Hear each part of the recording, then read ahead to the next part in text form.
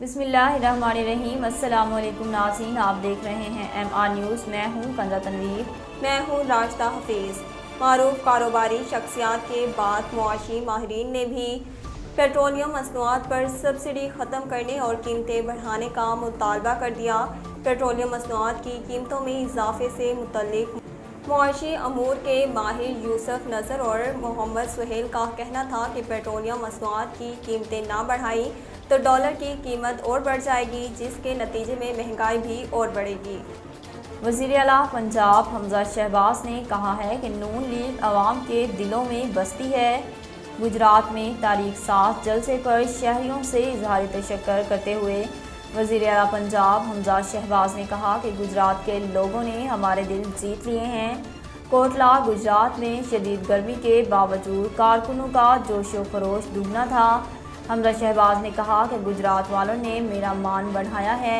मैं आपकी मोहब्बतों का कर्ज नहीं चुका सकता, लेकिन गुजरात के मसाइल हल करके आपकी मोहब्बतों का कर्ज उतारूंगा। अमरीकी सेनेटर ने कहा कि पाकिस्तान और अमरीका के ताल्लुकात इंतहाई अहमियत के हामिल और वक्त की कसौटी पर पूरा उतरते हैं। अमरीकी सेनेट की खारजा ताल्लुकात की ज़िली कमेटी बराए मशरिक वस्ती, जनूबी एशिया, सेंट्रल एशिया और काउंटर टेररिज्म के चेयरमैन सीनियर क्रिस ने पाक अमरीका सफारती ताल्लुकात के 75 साल मुकम्मल होने पर खुसूसी पैगाम जारी किया। उन्होंने कहा कि उम्मीद है गुज़िश्ता बरसों की तरह आइंदा भी पाक अमरीका ताल्लुकात मज़ीद मुस्तहकम होंगे।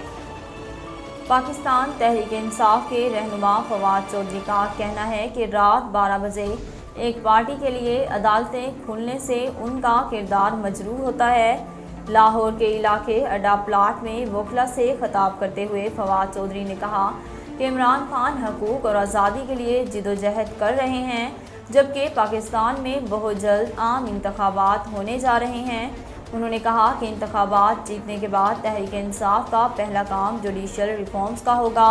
वकला मौजूदा बार के ओहदेदारों से मायूस हैं कि उन्होंने क्या किरदार अदा किया। अदालतें अगर एक पार्टी के लिए रात 12 बजे खुल जाएं तो इससे अदालतों का किरदार मजरूह होता है।